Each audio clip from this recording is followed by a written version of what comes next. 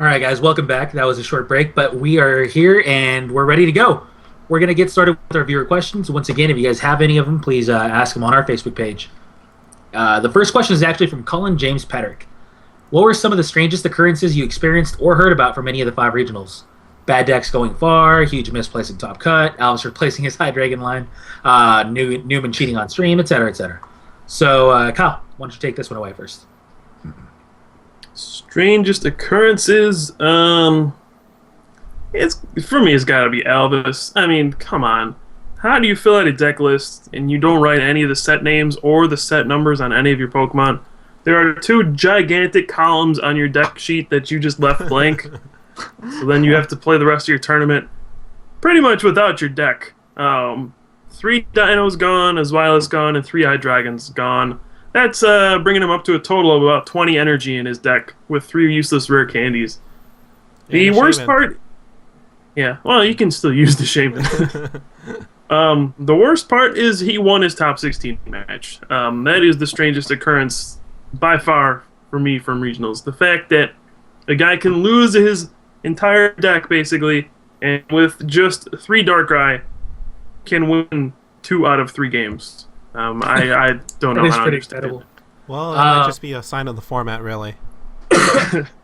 You know what? I think it is. I think that's the proof that we have that kind of stresses exactly the points that we were trying to make earlier about Pokemon honestly just being a little too powerful right now. And I mean, Alvis showed it. I mean, no disrespect to him, he played great, and he definitely had to be a good player to get himself to the point where his deck was going to win. But the fact that he won with literally only three Darkrai, not even 4, and 1 Shaman EX and a bunch of dead cards in his deck, kind of like speaks volumes. Yeah, I mean, no hate to Matt. I think he was actually playing very well throughout the weekend. He went 8-1 in Swiss. I actually feel really bad for him because I feel like he had a good shot to actually win the entire event. He beat a Darkrai Garbodor deck in top 32, which blew my mind because that is an auto loss. And he won in 2 full-out games. Just 2-0 a guy. He doesn't play Tool Trapper or Switch. The guy plays Garbodor, Crushing Hammer, Sableye. And Matt won 2-0. So I really feel like this was his tournament to win, and then he didn't fill out his deck list. Yeah, and being a guy that's actually misfilled his deck list, I can really feel for the guy. Granted, mine was kind of just like I forgot to actually list the card, and his was, well, I was too lazy to write down the set names and set numbers. But still, at the end of the day, you have to feel like, oh man, what could have been, and you have to feel bad for Matt, and you have to hope that hopefully, he has another run like this at the following regionals. Now, Kyle, you were there for this incident, and I do want to ask you personally. Andrew Newman got. Is he lagging for everybody or just? He's lagging. Oh, am I lagging? Okay. Well, hopefully I'm not. Fine with me. Kyle, am I still lagging for you? Kyle, can you hear me? No. I'm about to lose Kyle. Adios, Kyle. Drew, can you hear us? Yeah, I can hear you. All right. But Very choppy. Adios, Kyle. Bye-bye. Me and Pram have a good Bye-bye. connection. Sorry, Kyle. Well, I was going to ask him this question, but I You guess can we ask can it wait. to me. I watched the video. One That makes sec. me an expert, right? Watch the I video think too. I'm here. All right, Kyle. Kyle? I'm kind of here. All right, well, can you hear me at least? Very choppy. All right. All right, I guess we'll skip out on Kyle for a little bit, and we'll ask Drew, what was one of your random strange occurrences that you might have mentioned?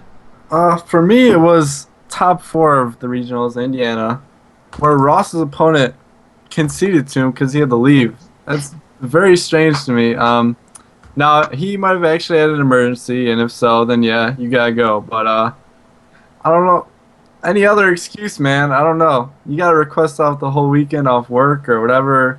Be nicer to your ride or something. But it's very unusual to just see a person go that deep in such a large tournament. There's so much on the line.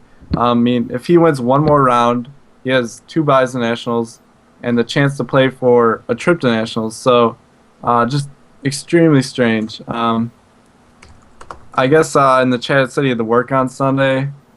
You gotta request the whole weekend off, I guess. Bottom line. I think someone actually came up to me at the beginning of the day, and he's like, "You know, the worst part about this is," like, it was after the guy won his top 16 match. He's like, "If this guy keeps winning, he's got to go home at noon. Someone's gonna get a free win at some point." Oh man. No way, man. Wow. And You kind of have Ross, to wonder, like, Ross just happened to be that lucky guy. 2 matches away from actually, securing a nationals trip, securing airfare, accommodation. Oh, that's so unfortunate for this gentleman. Yeah, he had to get You gotta home. go for it. Yeah, I mean, it must have been a very important work day. That is really unfortunate. You would hope that teaches all of us a lesson to make sure that we have that entire weekend off, because you never know. I mean, you can always just have the run of a lifetime and put yourself in a position where, oh man, I could actually, first of all, win airfare, win hotel and everything, but second of all, be the regional champion. That's pretty cool. That's a great title to have. It's the third most difficult tournament before Worlds and Nationals, and I mean, I can't stress enough how important this tournament victory is. Not to mention that you get 120 points for actually winning it. Yeah. So this goes a long way. Ross caught a very lucky break. You never know. Ross could have easily won the match. You honestly, there's no speculation that we can truly do, but I mean, getting a free win is pretty cool. Ross kind of got 2 free wins in a row. First one being Albus with his deck missing, and then top 4, his opponent literally just going home. So this was definitely his stroke of luck for the weekend. During the stream, I remember you, Andrew, were just kind of like, about to record your match, or about to cast a match, and then you guys just said, "Oh, Ross kind of just gave me the thumbs up, and he just gave me like the fist pump or whatever." I think his opponent just conceded to him, and it was like even Ross must have been like, "Whoa, what's going on here?" What kind of a surreal feeling do you have after just going like, "Well, I just beat a guy that misregistered his deck, and now I have to beat nobody? I have to beat a buy?" Yes, and it was just, hey, congratulations to Ross. He still had to win his finals match, still had to win a lot of matches to get up to that point, but that must have been a pretty cool, pretty nice feeling for him. But Kyle, now that you're back, I actually want to ask you the question that I meant to ask you earlier, which was, there's a lot of people talking about an incident involving Andrew Newman that actually you and Drew both caught on camera. Can you please shed some light onto the incident so that the viewers can kind of know what's going on? And please don't be lagging out. You look like you're lagging out. Yeah, I've been lagging for the past minute or so. Did you at least hear my question? I heard the word Newman, so I think I know where this is going. All right, go for it. Please, take it away. I probably got it. Yeah, we caught a match where Newman was playing. I'm sure plenty of people have seen it by now. It looked like he might have been cheating during the video. It looks kind of like he did, but it's not our place to judge that. It's not our place to say whether or not he's cheating. It sure looks suspicious, but all we can do is point it out. I've already pointed it out to the head judge of the event. It's being looked at by people from the Pokemon Company, and if they think necessary action, they'll do it. But until then, there's nothing else we can do about it. Nothing else we can really say about it. It looks bad, but hopefully it'll all get sorted out. Okay. Now, Pram, you're the one screaming this. Did you catch what Kyle said, or was it too choppy? Yeah, I got it. Okay. I'm glad that you gave us that insight, Kyle. And we are actually actively working towards making sure that the proper people, get a hold of this and they can figure out what they want to do. We record the match. We see what we see. Figure out, and we let the proper people figure out what they have to do. Thank you very much, Kyle, for explaining that. Pram, did you see any weird situation happen in your Well, I felt like the entire Indiana regionals was kind of weird, with like a culmination of a bunch of things. In terms of nothing really weird happened on my end, other than I guess I was horribly shocked that I went 1-3 That was pretty depressing. Of course, that's I'm your not weird shocked. moment of the weekend. Of course. That was like the The highlight. Eagle This went is the three is most the shocking weirdest thing of thing his I've ever weekend. seen in my That was life. that was pretty shocking for me. I mean, that's. I mean, I saw a UFO, people abducted Madonna, and et cetera, et cetera, et cetera. But I wouldn't win 3, guys. I like. I mean, at least, maybe 5-3 or no 6-3 would have been like weird, like appropriate, but 1-3 was pretty bad. Hey. Leave it to Pram. Leave it to Pram, ladies and gentlemen. All right, I so- actually spent like 2 minutes thinking of that answer too. I was just like, all right, what am I gonna say? All right, moving on. Rahul Reddy asks, what would a possible use for the new Vileplume be? Somebody that knows what the new Vileplume does, please take it away. Yeah. I actually theoried this out a little bit. I don't know if I shared it with Kyle or not, but basically, what its ability is makes every weakness ×4. So basically, my great deck idea, which I'm sure everyone else has thought of too, is you just play a bunch of guys who attack for very little, like 40 damage, but you just have something of like every type and plus powers and ethers, and you just go nuts with a type This deck advantage. used to be called Sponge back in the day, and now it's called Six Corners. Do you think that it actually has a place in the format? No, because as soon as Vileplume gets captured, you lose. But hey, that's all it takes to look really cool if you win a game. Okay. That's actually fair. Kyle, did you have anything you wanted to add? This is the card that's just like, oh, this is awesome. ×4 weakness, I can do so much damage. But then you realize, oh, my Pokemon get ×4 weakness too. And my Vileplume can just get catchered, so there won't be any real application for this card, at least I don't think so. I will gladly eat my words if I'm proven wrong, but this is not a card that's going to affect anything. Yeah, people will still be playing Mewtwo, so like all that happens is like, Vileplume weak to Psychic. Okay, X-Ball for DC. Knockout. Cool. 160. I'll take my free prize. Oh, now your Mewtwo can't knock me out. How cool is this? Okay. Maybe Vileplume's weak to fire, then what? It's poison. Ooh. It's a poison type. It's a grass, maybe. Looking it up. I'm saying weak to Psychic simply because. Grass weak to fire. 140 Oh, hit boy. points. Oh man, we might have to play like Panseer. Pants here. Survives Victini. Vileplume. That's what matters. All right, guys. Next question is from Josh Graham. Do you think Ross's rails with Victini will be the way people will run rails now that he won with it? Straightforward question. I think we kind of went over this earlier. No, because the format's going to shift. Okay. Anybody disagree? Nope. Next question from Bob Cobden. He asks, how useful do you think Raticate will be in the next format? Specifically with cards like Amoonguss, Next Destinies, Registeel EX, etc. We're gonna need a. What's I got Raticate it. do? It has hoping Super you Fang for 3 energy. Brings your opponent down to 10 hit points. Okay. So it's kind of like, you remember the old Wheezing thing? Yeah. You would use Yeah. Liability Oh, okay. plus the Typhlosion to knock him out. Now there's I'm a sure new it's got less than trainer. 100 hit points, right? What's that? I'm sure it's got less than 100 hit points, right? Yeah, this is why it's bad. It has 60 hit points. 60. And Rattata has 30 hit points. oh, Oh no. man. What is that vulnerable to? I don't know. What? I said, what is that vulnerable to? I don't know. Obviously, it's dark. Yeah. It looks kind of neat because there's a new trainer coming out that does instant poison. That's the effect of the trainer. It just instantly poisons a defending Pokemon. So the combo is obviously Super Fang plus the poison, knocks an EX out instantly. Or you can use Amoonguss for the Spore Prize to poison them too. It's a neat combo, but 60 hit points, not gonna cut it. If the energy requirement wasn't so high, maybe.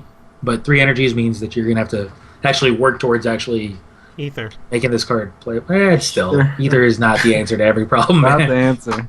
Hey, I will. In our theoretical minds, Ether works every time. No, only in yours. Well, my mind is just better then. All right. Let's see here. Next question is from Robert M. Davies. Hey guys, love the show. Great. I'm from Canada, and my son and I are in our second season. Our learning curve was sped up because of people like yourselves. For that, I thank you.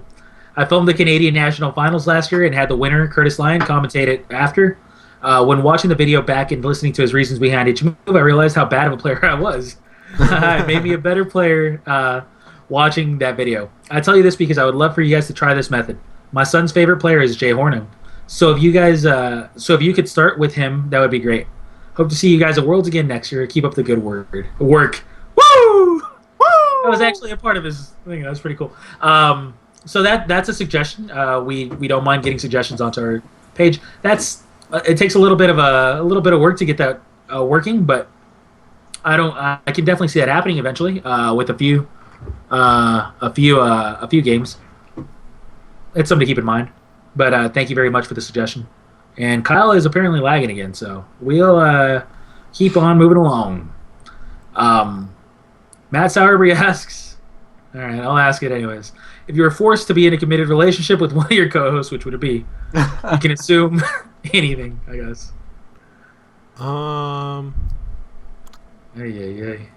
Let's see. Probably Crim. Yes. You say Crim? Yeah. I'm masculine, baby. I'm masculine. Well, see, like, I feel like Drew might just start yelling woo all day, and I eventually just get tired of that. I feel like Kyle and I would just be non-confrontational about everything. And exactly. You need confrontation in a relationship, Drew. Like, it'd be like... You need people to keep you. It's like too far on both... It's like both sides of the spectrum is just too far on either person. And so the default. So I have Crim left, where I can at least like make fun of and then have fun arguments and things like that. Yeah. All right. Awesome. I even provide reasoning on why. So I would hope so. Drew, thoughts? Well, I have to dominate the relationship, so the biggest pushover has to be Kyle. I mean, he'll do whatever I say. And he's gonna be cool with it, you know? Kyle, make me a sandwich. Kyle, iron my shirt. This is the first thing I get to hear out of my leg. Just, Kyle, make me a sandwich. Well, I'll go next. And I, too, need to dominate in a relationship. So I got to get challenged a little bit. I would choose Drew. He chooses to kind of, like, you know, put up a bit of a fight, but eventually he's going to know his role. And he will be the one making a sandwich. So that's how it works out, man. Sorry, Drew. Pecking order. Kyle, I don't know if you knew what the question was, but you're welcome. I do. I definitely would not choose Drew. He'd be way too abusive. It would not be a good relationship. He'd just sit around like, slapping me and yelling "woo" every time he does it too. Pram could never be. Guy's too lazy. I guess by default, it leaves me with Pram. All right. That explains everything, guys. Oh, man. I like my reason the best of all. Got to get a little bit of challenging. But then you got to know. You got to assert dominance when need it's be. It's funny because all our reasons were somewhat similar, but we picked different people for the same reasons. It was like Kyle and Drew are like on opposite sides of the spectrum. I don't want to go that far deep in. All right, the next question is from Jason Patrick Anicherico. What are your opinions on the ruling banning of use of the old computer search and modified? You can only use the boundaries cross computer search in tournaments. So initially, a couple of weeks ago, we had assumed that because the name is actually computer search, you'll be able to use the old one. However, go figure, they said no, you can't because this one's an ace spec. Thoughts, and are you guys okay with it? Sure. I mean, like, I don't think it's like that big of a deal. I can understand why they wouldn't want to allow it from like a marketing kind of point of view.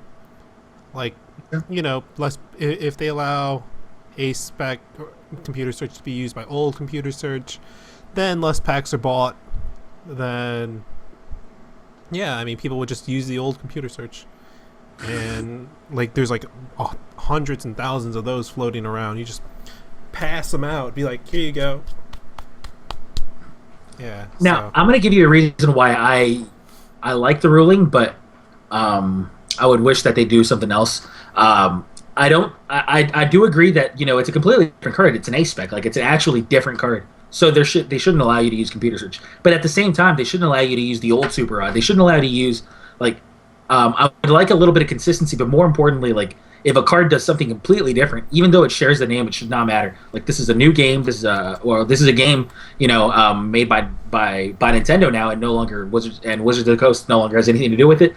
Make sure that your cards that have this unique name cannot be combined with cards that have you know, different effects. So basically, get rid of the super odds, get rid of all the old cards, and sure, I mean, if you guys want us to use new computer searches, so be it. Make it more expensive. That's fine. I mean, that's entirely up to that company.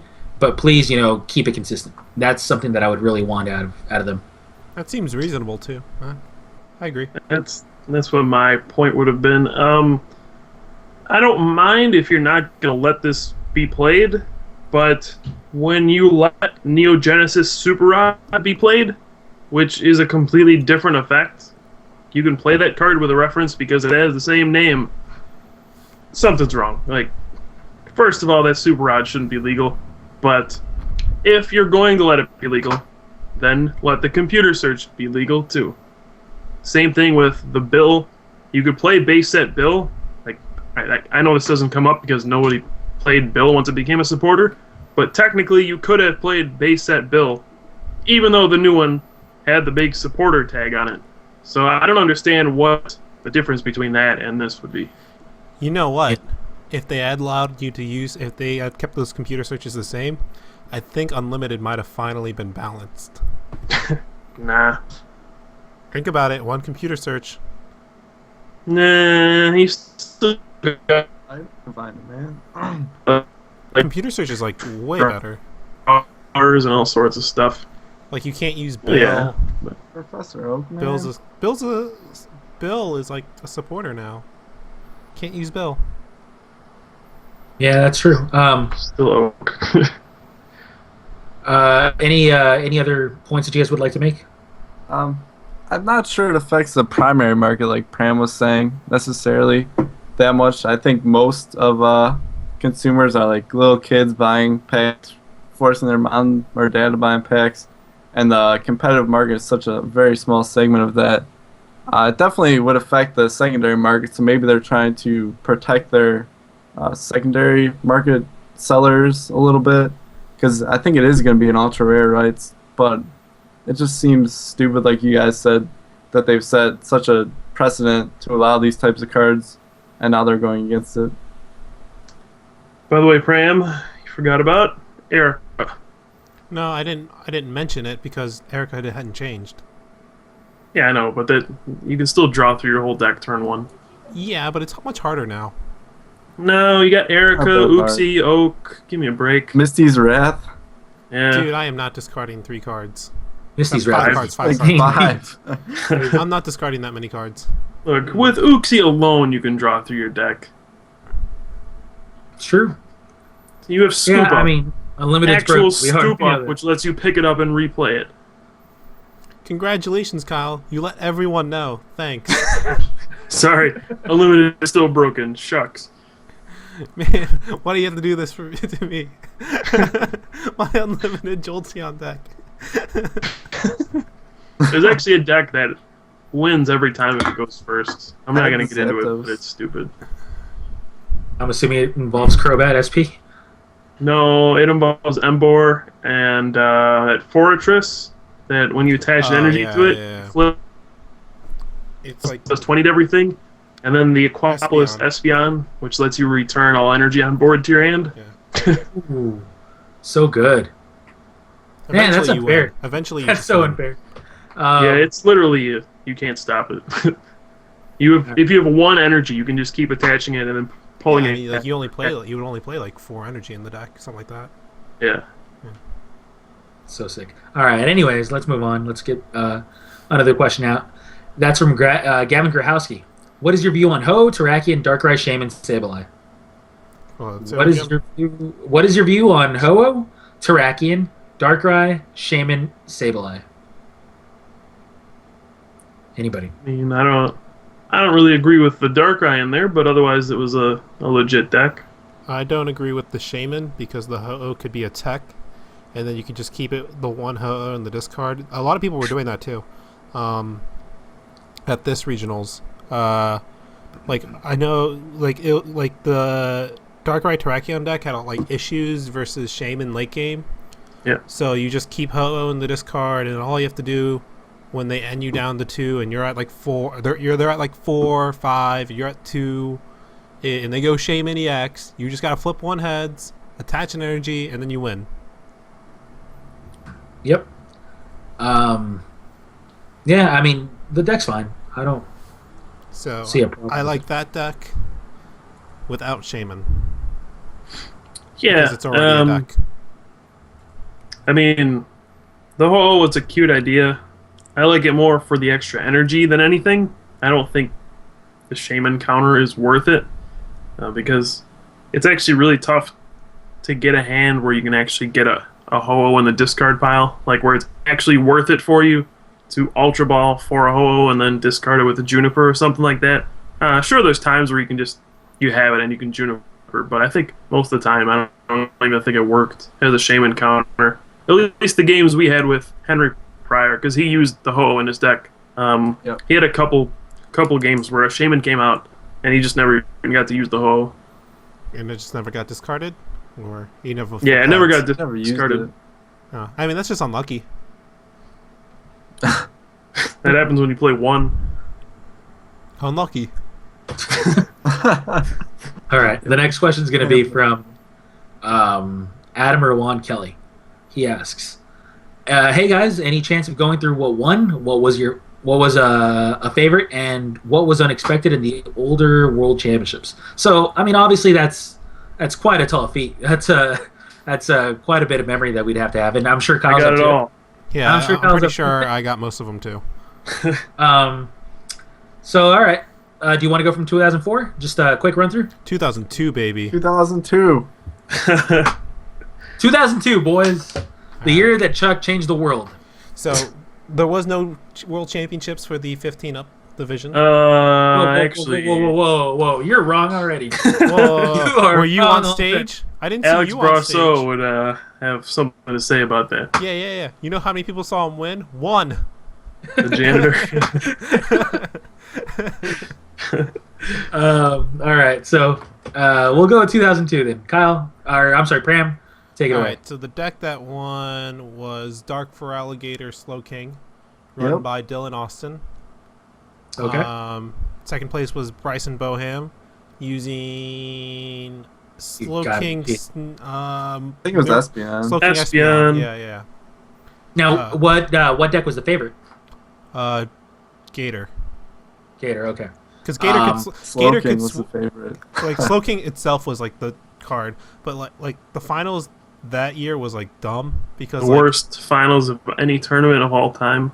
like there really okay, so there wasn't any like surprise deck because everyone was just playing on a new format, so everyone was kind of be like, hey, I built this deck, it has Slow King, let's go, right? Were you guys both in the 11 to 14 category? Yeah. Yeah. I mean, Drew, were you as well? Yep. I got like Wow. 17th. Was not in attendance. What a bunch of kids! I got. What a I bunch was 14. No wonder you guys are like, oh yeah, World Yeah, Championship. that was like my last season in 14, man. I was like 14. Give me a break. I remember my deck too. I didn't have Slow Kings, so I just went with Espeon, Umbreon Beatdown, and I got 17th.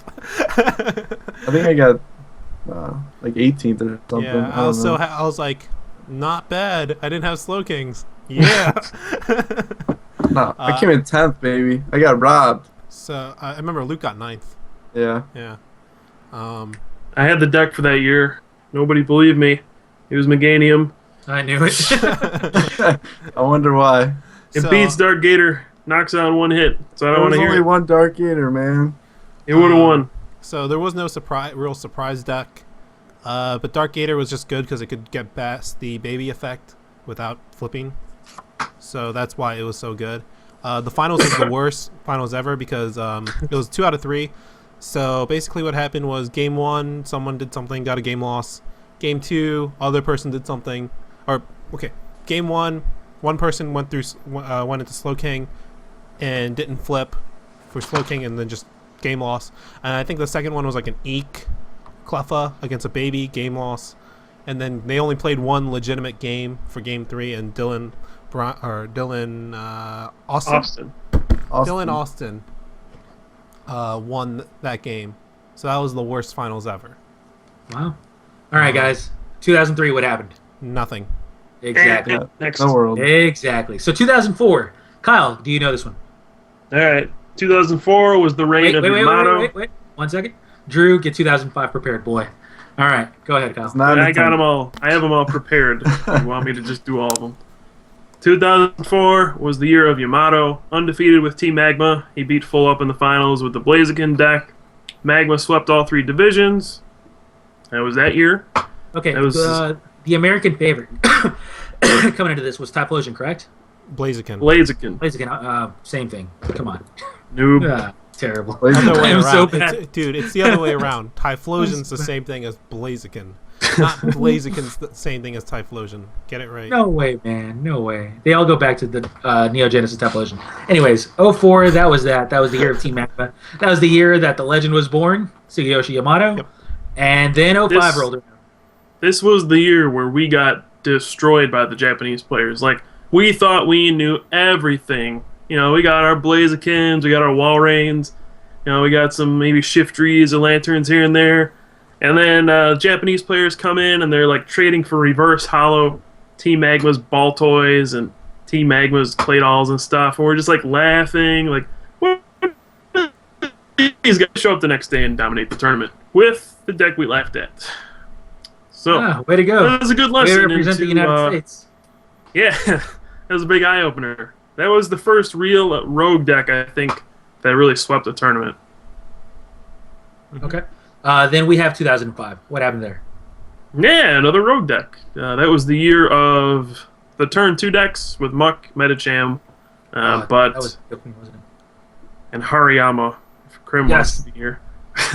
But, yeah, Jeremy Marin was the winner that year.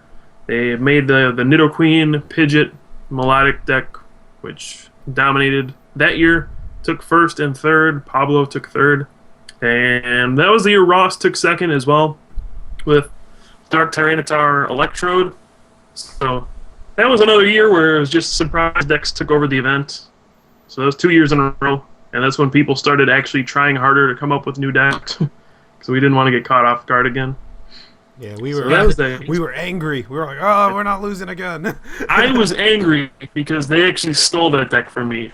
I played that deck at a gym challenge and I ended up losing to some Jason Chen. He played some stupid Cradley deck, the grass fossil thing. Yeah. And Nidoqueen's weak to grass. So I scrapped the deck after I lost to him at a gym challenge. And then they brought it to Worlds and won. Well, I feel dumb. And they said afterwards that they credit the deck success to finding out that I used it. I was like, oh, cool. Thanks for letting me in on that one. So the Japanese players like Yamato, Yuta, etc. How did they fare that year? Yeah, I meant to say Go. Go, yeah. Go, he went undefeated in Swiss with the Zapdos Rayquaza Electro deck. ZRE. I don't know how far he went. He probably lost early on, but Yamato, he made it back to top 8. So he was like on his magical run again. This guy went undefeated the first Worlds. Second Worlds, he goes to top 8. I remember an iconic match between him and Freddie K in the top 16, where Freddie had him on the ropes. He actually tried his hardest to stall him out, but it didn't work out so well. And yeah, Yamato ended up beating Freddie K in the top 16, and then Ross was the one. He was the legend killer. He took out Yamato, the first guy to really take him out with Dark Tyranitar deck. He sure was, but at the same time, even though the Nidoqueen deck actually came up and pulled through, you still had this kind of like sense of like, oh man, these Japanese players are the real deal. You have Go going undefeated in Swiss. You have Yamato. I mean, these players were still the talk of the town. And 2006 rolled around. What happened there? Pram, do you actually know this one? I do. All right. This is the year Jason won. First time he won Worlds. He was using Mew EX, Manectric EX, and he beat Jimmy Ballard in the finals using Evolutions with Pidgeot. Jimmy's deck was, I think he was like one of the maybe two people playing it.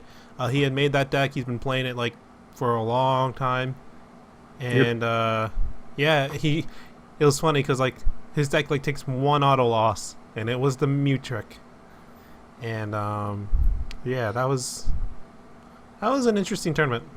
We had like, that was the year of like Blastoise, let's see, Delta.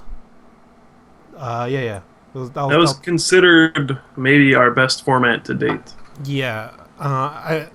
Mewlock was around. I could probably list off like 15 different playable decks from that format. Metacham Eevees was good. Yep. Lunatone Sorok. Mm-hmm. Yeah, there's a lot of good I decks. want to talk about this format. This format was heartbreaking for me in so many Ludicolo was big. Yeah. Oh boy. Dragtrode, Rocklock. Yeah, I mean, to be honest with you guys, now that we're talking about this, this format does. Oh my cough. This format does kind of make me remember all these memories that come because of this incredible format. Like, I mean, you have Metacham, you have the Mewlocks. I mean, you have so many different viable archetypes, and it was by far the soundest format that we've had. And I don't think a format has even come close since then. I think it was the hardest format to play. We've had, maybe there's a harder one, but it's one of the hardest ones. I think so, but I think at the same time, we kind of overrate how skill intensive it was. I mean, there were definitely matchups that were super tough. Like, if you made mistakes, you were punished for them. But you gotta remember, this was a format with Battle Frontier and Rocket's admin. Yeah. So games could still just come down to, Battle Frontier and an admin to one, and you don't draw anything and you lose. But, like, even then, you never had, like, admin to one, I'll just Juniper. Like, that never happened. Yeah, the admins actually did something. Yeah. So yeah, anyways, this was Jason's first year winning the World Championships. To my recollection, Jason was always considered to be, you know, the dominant figure in Pokemon history, in U.S. Pokemon history. Then Yamato came over. Yamato became the dominant figure in worldwide Pokemon history. And then Jason was always, you know, everybody was always going like, well, yeah, Jason is the best representative we have from the United States. Jason this, Jason that. But Jason hadn't really broken through in the world stage. And then all of a sudden you see him, I mean, win the World Championships in 2007. Big moment. Sorry, my apologies. Big moment in Pokemon history. And it solidified Jason as a legend, honestly. And it put him right up there with Yamato. And I believe this was Yamato, the year that did Yamato have to qualify through the grinder this year? He didn't play that year. No, he qualified via... He didn't qualify. Oh, well, he was playing in the grinder. I remember the one, like... He played the Blastoise deck, right? Yeah, he played Blastoise with Zero War Turtle. Yeah, Zero because no one in Japan was playing Manectric. So this time the Japanese were the ones who were caught off guard. I remember he played a game where his opponent was using the Mewtrick deck, and the guy, all he had to do was just disconnect over and over, and Yamato would never get a Blastoise out because he didn't play War Turtle. He just relied on Rare Candy. And then one turn, the guy freaks out, uses Mega Shot, and breaks the trainer lock, and Yamato just goes Rare Candy Blastoise, Rare Candy Pidgeot, sets up everything. They're like, how do you do that? The whole goal of your deck is just disconnect the entire game. I remember the grinders became a big deal that year because of Yamato. Yep. Because, I mean, literally all eyes were on the grinders. All eyes were on Yamato. And I remember hearing the talk of the town was, dude, the guy plays Zero War Turtle. I know it. And obviously we didn't see a deck list, but people were just so excited to see, you know, the Japanese players try to make it through the grinder. But not only that, but they were excited to see, or they were excited, and rumors were flying all over the place about the Zero War Turtle deck, et cetera, et cetera, et cetera, and all eyes were on the Grinder. That was the first major that I remember the Grinder being a huge player in. I remember there was also a Ninja mirror match in the Grinder. Like, yeah, that was from two California players. Yeah, I remember I was like, what round is it in the Grinder right now? It's like round 5, 6, right? I was like, I'm just gonna go take a nap, and I'll just go ahead and because I was kind of feeling kind of ill. So I wake up like 2 hours later, right? I'm just like, oh, what round is it? Oh, it's still round 5. The Ninja mirror match has been going on for this long. For reference, Shedinja is much like the current one we have, which does not give up a prize. So there's also no catcher in that format. So we just have Shedinjas. I think it did like place 2 damage counters or something stupid like that. Mm-hmm. And they would just sit there and 2 damage counters, 2 damage counters, and then finally someone knocks out a Shedinja, and there's another Shedinja.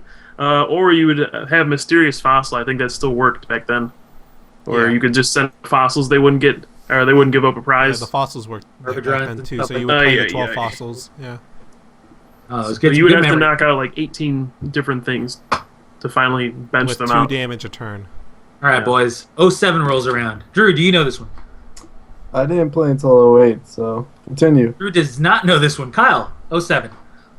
Before we move on, just want to note a big moment was Jeremy Marin making top 4 again in 2006. He was the first player to make top 4 twice at Worlds. He won 2005 and then made top 4 again in 2006.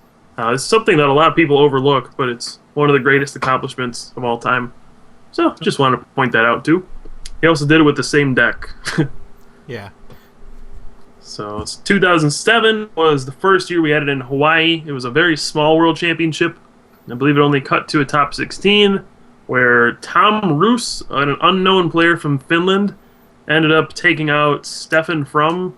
I think he's from Denmark. Tom Roos is from Finland. It was the Absol Evolutions deck that ended up winning. He beat a Flygon EX deck in the finals. That was probably the most uneventful Worlds we've had, just because not too many people were actually there. Because it was in Hawaii. Not too many people wanted to travel out there.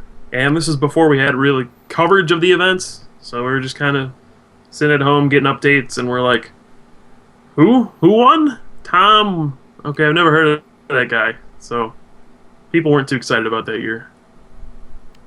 Now, how did the Americans do? Since they obviously didn't. They all played. I remember they all played Flygon EX, or they played my Megadia Metagross deck. Yeah. I feel like a lot of them use the Absol deck still. Like Eric Craig. I think I remember hearing a lot of. Oh, that's also the year. I think Chuck played Lucario Evolutions. Banat Lucario. Yeah. He played Banat Lucario. That's it. You played Lucario Yeah, he made- Evolutions at Nats. Yeah, I did. That was bad. I You believe got Chuck- that tag from me. Chuck made top 8 that year. He lost to the Stefan From, who's playing Flygon.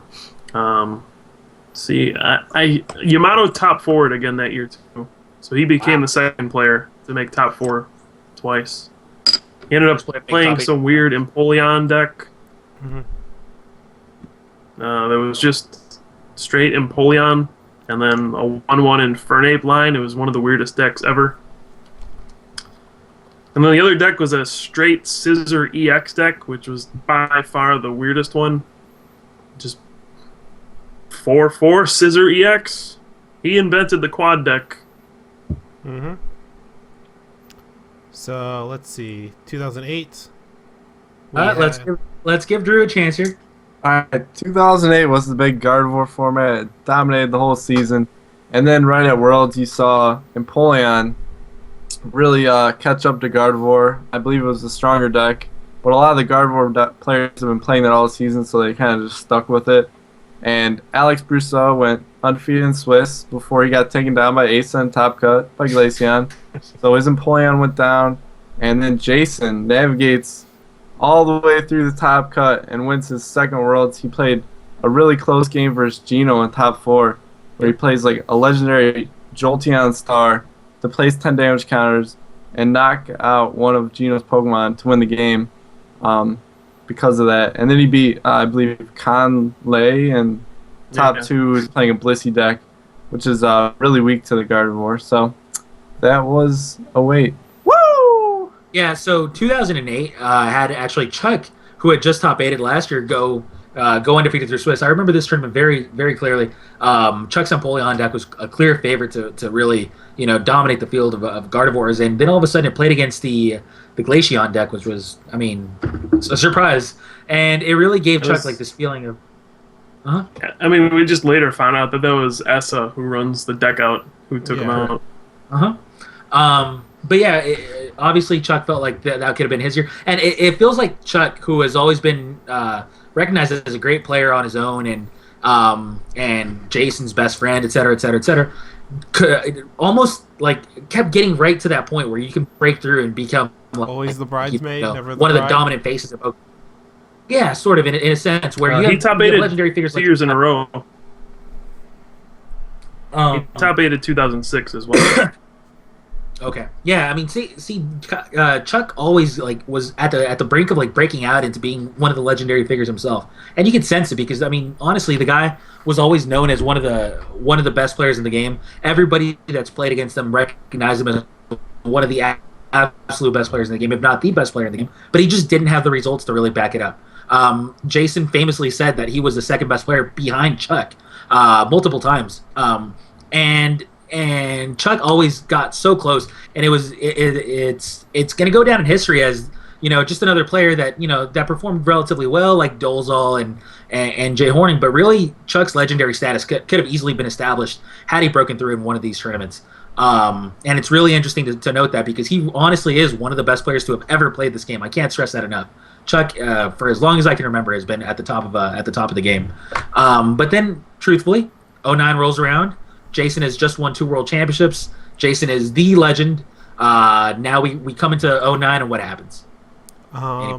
Steve Silvestro wins Worlds with Beedrill, beating Sammy Sakum using Flygon Machamp. And that was if I remember, it was a 2-0. Yeah, that was a pretty lopsided final. Yeah. I think up until then, up until this, most of the finals, to my memory, have been 2-0s. Oh yeah, they were not even close. All the World's finals were just notorious for being awful. Yeah. And obviously coverage was never the greatest, but we did always, for the most part anyways, get to watch these games on a big screen, and that was a really cool feeling. I was sitting with Yassine at the time, and we were watching his brother, and Yassine knew that honestly the matchup was just really poor for Sammy, and that Sammy was expected to take second, and sure enough, it played out exactly like that. Excuse me. But this established Sammy now, and I'll get into Steve in a second, but this established Sammy now as this gave him the limelight. They showed, Sammy had been top cutting all of these tournaments, all of these world championships, which were really the only tournaments that he can really shine. And aside from winning all these UK nationals that he and his brother had been doing, but aside from that, really he only had one stage to really shine in, and that was the world championships. And this was his breakout performance. He got all the way to the finals, did not actually manage to win the championship, but that reservation was for Steve Silvestro. Steve was always known as a very good player from the Florida area. Him and his father John Silvestro, very good players and very well respected in the community. And Steve just kind of had this deck that most people didn't really, consider even a contender, to be honest. And it just navigated through the correct field, and he became the world champion. And unfortunately, he stopped playing recently, but Steve had always been a prominent figure in the Pokemon community. So 2010 rolls around. What happens there? Oh, well, baby. I just want to speak to your point first. Sammy had top 8'd Worlds in 2005, 2007, 2008, I think, or top 16. And then finally, that was his 1 year to break out. That was his big moment where we all knew he was good, he was consistently performing, and then boom, he got his great one. Yeah, absolutely. And Pram, take over for 2010. So 2010, oh yeah, probably the most skill-intensive format we've ever had. I'm leaving for this one. Unbelievable. Half hour later, you're still going. We had Yuta Komatsuda win with Luxray Garchomp in a very close series that, if the cards fell differently, we would have had second place Michael Pram win with Gardevoir, Machamp, Dusknoir. The deck was clearly way ahead of the curve in terms of everyone, but the cards, they sometimes don't fall the way you want them to. Now, let me interrupt you. A relatively unknown player and ended up taking second place. You hadn't really been through into the scene. I mean, granted, you'd always been recognized as a good player, but never as a world's world championship winning figure up until that point, and then you just became a well-known public figure in the game. Do you feel like you were due? Do you feel like, what exactly? I had been, every Worlds I had played in, I top cut in, except for 2004. So I had that going for me. I was always consistent, but, you just have to have that breakthrough. All the, really good players knew I was good, but, so I kind of got to ride I was unknown still, so people just, was like, who's this guy? And now that's not the case anymore. And oh man, I was smashing through. Oh god, it was so great. So not only did you take second place, but Yuta Komatsuda ended up taking first place. This brought back the Japanese into prominence. Mm-hmm. The Japanese players had actually, aside from Yamato's runs and Go's small run up until that point, really they became non-existent for a large period of time. And now, granted, they might have had a couple of top 8s here and there, but they were doing well, but they never won. Yeah. I guess that's what Yuta made top 4 in 2006, so he became 2008, 2009, 2010. Yeah. So I'm just saying that was his second huge performance, but every year I think, except 2008. We did have a Japanese player in the top 4. Yeah, that was the thing. They were still very good. They would always just play decks that were just a little off for the format, which is understandable considering they have to switch formats every year. So yeah, but 2010, pretty good year. Guardy was probably the best deck, but you can't always have it win everything. Okay, and yeah, that was the second year that Guardy was around. So now 2011, third year. Sorry, my apologies. 2011 rolls around. Kyle, that was just 2 seasons ago. That was just format changed for Worlds right before Nationals. It changed. Typhlosion and Yanmega Magnezone were the 2 big decks, and then the finals of Worlds ended up being Vileplume Uniclus versus Magnivore. And Magnivore won. We all saw how that actually ended up in Game 3, being a sudden David death. Cohen wins. Yeah. And Ross makes the second finals. Yeah. Yes. That brings us up to kind of, last year, but that does bring us up to date. Hopefully you guys got a kind of a little taste of history. There have been some great Pokemon players throughout this entire time. Notice that we actually did not mention Kyle throughout any of this. That was because Kyle has historically had a very, very, very bad run at the World Championships, and that's one of the big names in Pokemon, aside from Tom Dolezal. If you want me to go through U.S. National, sorry, we only go through tournaments where the majority are really good players. Sorry. But yeah, forgot you do play in U.S. Nationals. We didn't hit on all the prominent figures. We like I mentioned, Kyle didn't really have a successful Worlds run throughout any of these, but we have some great Pokemon players that were not mentioned here. But hopefully, we touched light on a few of the best Pokemon players in the history of the game. But anyways, that was that was a lot of history, man. That was a lot of history to talk about. That's like a 20-minute answer, man. It was long. For the record, my only Worlds run, I was knocked out by one of the jerks in this chat right now. I don't think so. I don't think I'm a jerk, but I did knock you out. Yeah, Drew got me in top Outplayed. 16 of the only Outplayed. top cut I made. Okay, so the very next question is from Dakota Gillanders. Do you guys blame the format for at all for your performances?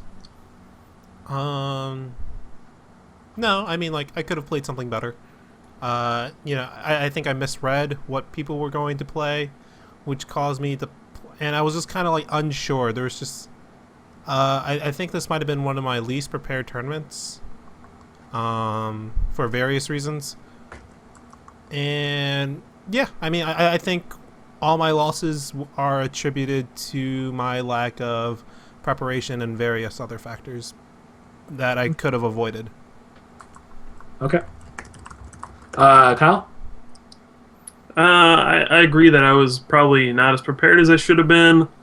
I don't blame the format for not doing well, but I will say this season I've lost to some people that I probably wouldn't have lost to in other formats. Take that for what it's worth, but I'll just leave it there. Okay. Drew, any thoughts, even though you haven't really played the season? I'm waiting to make my season debut, and I'm sure I won't lose a game. So that's all I have to say on that. He's gonna be like 2-0, and then he's like, "All right, too risky. I quit." The record's on the line here. All right. The very next question is from Dax Edmiston. He says, "Hey guys, I was wondering how y'all do the show every week and record it for YouTube, because me and a few guys I know on YouTube want to do a YouTube show and possibly stream, just trying to help strengthen the community. Thanks, guys. I appreciate everything you guys are doing for the community." Sure, I can give a quick rundown on how we just set this up. Mhm. Basically, this is done in a Skype chat, and we use the program XSplit to screen capture a bunch of our cameras, and we get a nice snazzy overlay, put that on, we record and stream with XSplit, and we upload it to YouTube when we're done. Exactly. And yeah, anybody that wants to start doing their own recordings, please do so. Help spread the word about Pokemon. Let's see. Danelle Holmes. Did anyone ever use Sliptini to attack and Ray Eels? Seems like it might be just enough to matter. Also, good to meet you, Kyle Andrew. So I'm assuming Danelle was at. I'm sure someone went through some situation where they had to do 30, maybe 60. I mean, like, there's so many games that are played, I can't see it not happening at least once. Maybe someone was like, I win the game anyways with 30 damage. I'm going with Victini. There's just like so many games are played that I'm sure that the situation came up once. Okay. Now we're only going to answer a few more questions because the show is running a little long. So I'm going to start weeding through the questions. But the next question is from Bodie Cutler. Hey guys, how do you think that Ho will fare coming into the next wave of tournaments? And what do you think of the Dex matchups for both Rayquaza and Darkrai? So Ho. Thoughts? Keldeo, GG. All right. Anybody have anything else? Any other insight? I feel like the Keldeo will definitely make it tough to run Ho-Oh, but I didn't actually think it was very good versus Rayquaza in the first place. So it was decent against Darkrai because he had the Terrakion, but overall, probably not going to be too good anymore. Okay. Next question from Taylor Mullins. Why was Pram playing Yu-Gi-Oh at YCS Indy? Basically, my cousin plays, so he invited me for the ride, and he said he'd let me borrow a deck. So that's what I did. I tagged along, and I learned the meta game. The game was pretty easy to play, and yeah, just went in, smashed faces in a game that I don't really play that much. Okay. Do you plan to play any more tournaments in the near future? My cousin invited me to go again, so yeah. Nice. I mean, Very all I have to do straightforward is answer. tag along. I don't have to buy cards, and I just play. Mhm. Not bad. Keep answering. I'm looking for a better question. Game's fun, sorta. I mean, I judge things whether it's fun or not by how much I win. So I was winning a lot, and so I was having a lot of fun. All right, here we go. Next question from Colin Coyle Brinkmeyer. Hey guys, awesome stream for regionals. Keep it up. For my question, did you guys see Eels surviving in the tier 1 spot? Do you guys see Eels surviving in the tier 1 spot? Also, do you think Blastoise Keldeo will live up to its hype? Pram is hyping this up to be like the next best thing ever. So I don't know if it'll ever live up to that kind of hype, but do you guys feel like the deck's gonna be pretty good? Have you read Squirtle? No, I haven't. Tell me about it, please. Really? Oh, I really haven't. Okay, well, Squirtle has an ability that says, I don't take bench damage. That means you're setting up a Blastoise. That means you're setting up Keldeo. That means you're doing a lot of damage in a very straightforward format. Woo! All you had to do was say that Squirtle was playable. Squirtle being good makes the deck good, alright? Yeah, that's pretty much it. Yeah. I find it tough to believe that Electric survives, but I thought that when Darkrai came out and it somehow survived. So I'm sure it will stick around. I've heard in Japan that Eels is still played with Rayquaza, even though Landorus is out. So I guess it's gonna survive. I mean, like, it'll probably survive, but like, Rayquaza is just too good to not make it survive. Landorus is gonna bump it down a notch because your Dynamas are gonna get knocked out. Keldeo is the real deal, and yeah. I found 2 more questions that were, maybe even 3, the questions that we're going to ask. The first one's from Jacob Willinger. If we all tend to agree that the format is going in the wrong direction, what do you think the format needs to send it in a more appropriate, healthy direction? I think the number 1 problem card is Pokemon Catcher. And that's pretty much it. Now, we mentioned this at the beginning of when the card was originally being printed. And I mentioned that I really liked it being, being a flip. And do you guys feel like that might be the best direction for it? Since, I mean, clearly it's proven to be a very overpowered card. I felt like you were forced into reversal because you couldn't play Warp Point. And otherwise the game would literally be super straightforward, right? Okay. And then we weren't given Warp Point. We were given Pokemon Catcher. Mm-hmm. So that made things even worse. But better at the same time. Like, it's worse that you don't have. It's worse that it works every time, but it's better that like it works every time because then you can like a lot of games you had with Pokemon reversals, like one player flipped all heads, one player flipped all tails, and then the game was over. So okay, you just need some way to like alternate on your terms what Pokemon is active, and I think Warp Point was a very elegant way of doing it. Whereas Pokemon Catcher makes it very straightforward. Warp Point's coming back. Unfortunately, it's in the same format as Catcher. Yeah. Catcher is problem number 1. You cannot set up big things. We cannot have nice things because of Pokemon Catcher. Other than that, just the design of the cards in general. I think Darkrai is a big problem card. 90 and 30 is stupid for 3 energy on a basic. Honestly, sorry.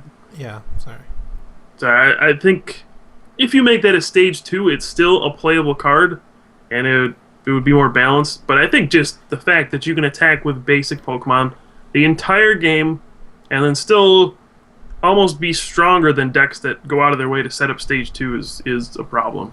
I question how good these basic EXs would be without Catcher. Maybe. I mean, you would still have to deal with something like a Night Spear on turn 2. Like, Sure. I mean, Catcher or no Catcher, you still have an insane card. You can actually set up cards with no Catcher and go, hey. But I think if you don't have Catcher, geez, Rayquaza EX is unstoppable. Not true. I mean, like, you can kind of choose what you send up against it. You can kind of like foresee it smacking you in the face. Like whatever you set up there is just getting Dragon Bursted for 180. And then you can like they got 3 electrics sitting there. And then you can send up a shiny Rayquaza and knock out their guy for 2 prizes. And they just. And that means we're all playing electric. Maybe. I mean, I'm not gonna like predict or theorize a format that's non-existent. Yeah, but All right, but yeah, there's definitely a lot of fixes that can be made. I mean, we're not experts in this field, honestly, but we do know that there can be a lot of changes that can be made that would probably make the format a little bit healthier. Unfortunately, we're in no position to do it, so we can theorize all we want. It's not going to change anything. Next question is from Jacob Donnelly. Question for the show: what Pokemon would you own as a pet and why? Yeah, that's right, Drew. Make that face, because it's true. I think it's the most useful Pokemon now. pet. As a pet?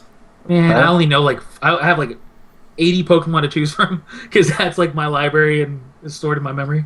So I don't have as many options as you guys. Is there a cooking Pokemon? I was thinking Jinx for that same reason, Can I get my Jinx in the kitchen? I was thinking the Mr. Mime from the show. He would always clean around the house. I'm glad we all came to the same conclusion. We need a maid. I'm gonna say I definitely do. Skunk Tank is probably last on the list. I'm not too sure. I was like, what Pokemon can cook me food, clean the house, wear an apron? Dude, I think What just actually?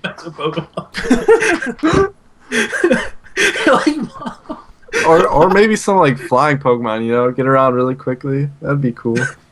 I think the better question is what Pokemon is the worst you could possibly own for a pet. No, those are obvious. See, man.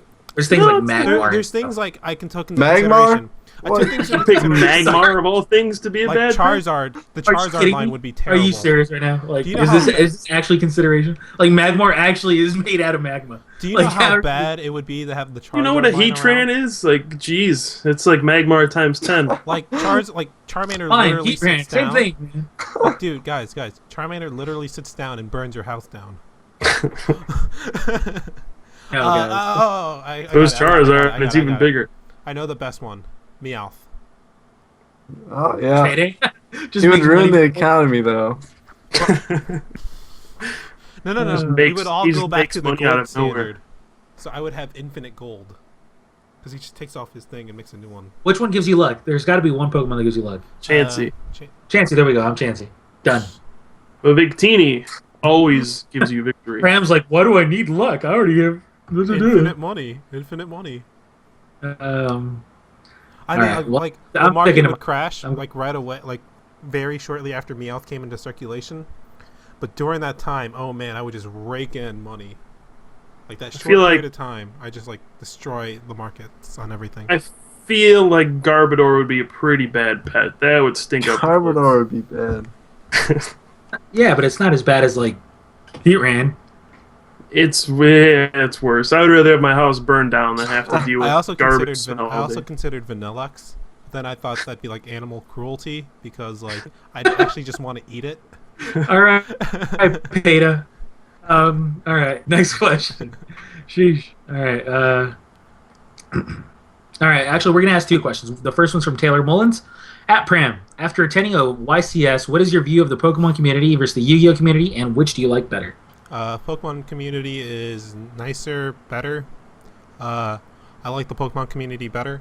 There's a lot of it's weird. They actually think it's funny when people cheat. It's yeah, I sacked the deck against them, I won. Whoa! It's just what? That's not okay. It's arguing with the Pokemon community too. I mean, there's radicals in the Pokemon community who kind of think like that, but as a whole, I think we're pretty good about weeding out cheaters. I was kind of needling the declumping thing, but I know what you were pointing towards, and I chose to ignore it. So yeah, I like the Pokemon community better. I think if people stopped cheating at Yu-Gi-Oh, it would be a decent game, but until then, we'll see. Okay. I find it. I just want to throw in some. I find it weird that all these people. Every time I hear about Yu-Gi-Oh, it's just people suck. They cheat. They steal. They would do whatever. And then I always find those same people going back to play Yu-Gi-Oh. It doesn't make sense to me. I understand if the game's fun, but if you hate the people that much, how do you keep going back to play? I've heard. Yeah. Sorry, go ahead. I was just going to comment on, like, the game's actually just simpler for a lot of parts. A lot of it's, like, book knowledge. You have to, like, know a lot of card rulings, but, like, in terms of actual game interaction, game's actually just pretty easy to learn and, like, pick up. Yeah, Okay. but I mean, people go out of their way to like buy the cards, test for this game, and I don't know. I just feel like it's almost like the relationship where the wife gets abused over and over, but she can't bring herself to leave. You know, it's painful, but she's better Why off didn't just you staying go to with, the I wife? guess. Abuse problems, huh? She just loves him too much. Yeah. Okay.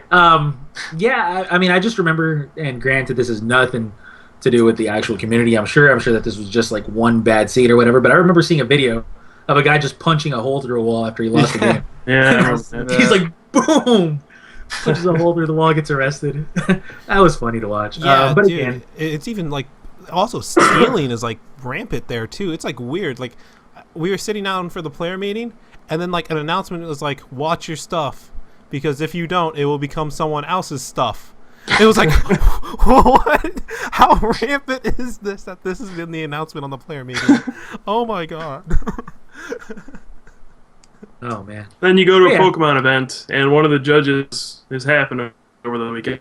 I was talking to Ajay, our friend Ajay from Ohio, and he's just talking to me, and all of a sudden one of the judges comes over. He's like, Ajay, did you leave your deck at the table last round? Someone turned in a deck. And he's like, I don't think so. I think I got it with me. What's it like?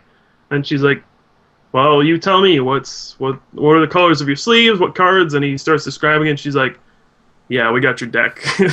So the difference is someone at a Pokemon tournament takes your deck, finds it, and turns it in, as opposed to actively stealing it off the table. Yeah, they like if they see a deck on the table, they see a backpack, they're like, my collection just got bigger. Oh yeah. Like that's the attitude. all right. Anyways, the final question is going to be from Matt Giacaruso. He asks, "Hey guys, is it possible to meet the championship point requirement for Worlds this year if you still have a very low championship point count?"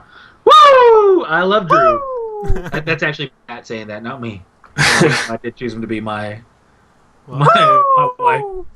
Might as well have Drew answer this one since he. Yes, please. I moved through it. I need the repeat of the question. I knew it. All right. Do you think it's possible to meet the championship point requirement for Worlds this year if you still have a very low championship point count right now? Of course it is. I mean, Good cities man. are the big event coming up right now. If you don't have any points, you should probably aim to cities, really hit cities hard. There's tons of cities. There's marathons all over the country. Just go city wild. And then you can set yourself up to do well at states and for the regionals. I mean, there's 2 more rounds of regionals. There's like 3 rounds of states or something like that. Plenty of time left. Okay. Very well said. I too agree that the season's just getting started, man. I mean, if you have a low championship point count, just get out there and play some more, Yeah. if possible. And All you right. only have to have 4 counts. So like cities, it's like you just do well at 4 of them, and then you're in. You're done. So I only got 35 points, so I'm not worried. yeah, I only have 100, and I'm sitting in good shape. Only. 4 of the way there. Sheesh. All right, guys. That's it for tonight's show. It was a pretty long one. It didn't seem like it was going to be a long one, but the questions took a little bit longer than usual. Hopefully you guys enjoyed them. Yeah, the regionals is come and gone. Now have a small break before the city championships roll around, but in the meantime, we'll keep on doing what we're doing. Hopefully you guys enjoy what we're producing for you guys. I know me and Pram are in the middle of doing some commentating for the Philadelphia regionals, so and I'll actually just uploaded a bunch of Indiana regionals matches. So please take a look at those. There's plenty of content. Going to keep you entertained for All a while. of them. Yes, all of them is what I meant to say. Going to keep you entertained for a while, hopefully. As far as we're concerned, that's it for the night. Please tune in next week as we come back. And yeah, At Crims23, follow me. At Crims23. Use Twitter more, guys. That's one thing I forgot to say these last couple of weeks. Twitter is very important for not only us as the Top Cut, but for Pokemon in general. Help it grow, help the TCG grow. It's very important. That's how the community gets larger. That's how people get more involved. That's how people notice that the community is getting larger, and that's how things get done. Can't stress it enough. If you don't have Twitter right now, please get it. Also, it's very fun. I have a ton of fun on Twitter. It's my most visited page, more than Facebook, and I never thought that day would ever come.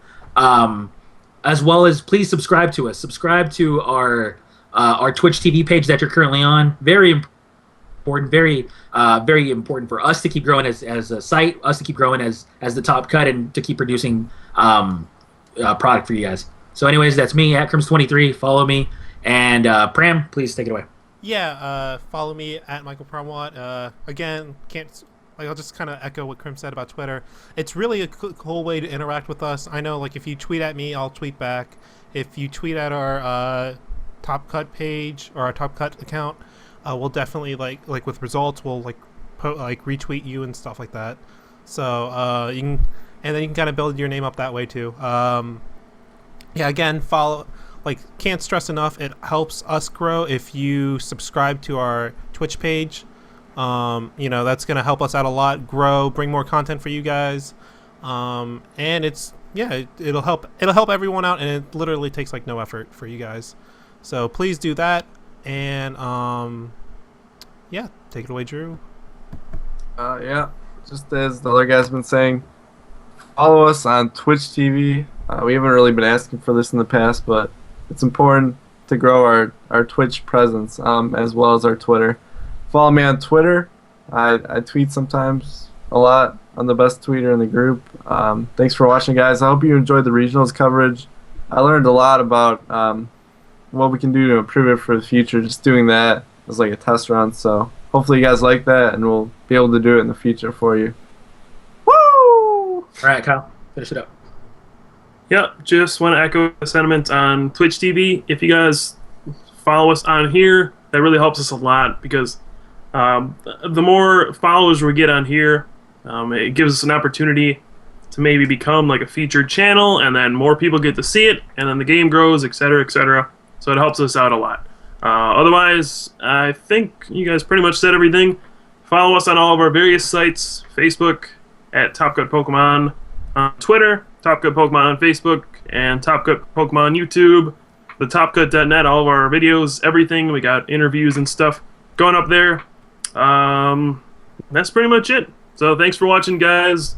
We always appreciate everybody for tuning in, and we'll see you next week. Yep. And for you YouTube viewers, please click on the link on the bottom of our YouTube page. We will absolutely have that link for you guys, a Twitch TV link. That's exactly the one we're talking about. All right, now let's do it.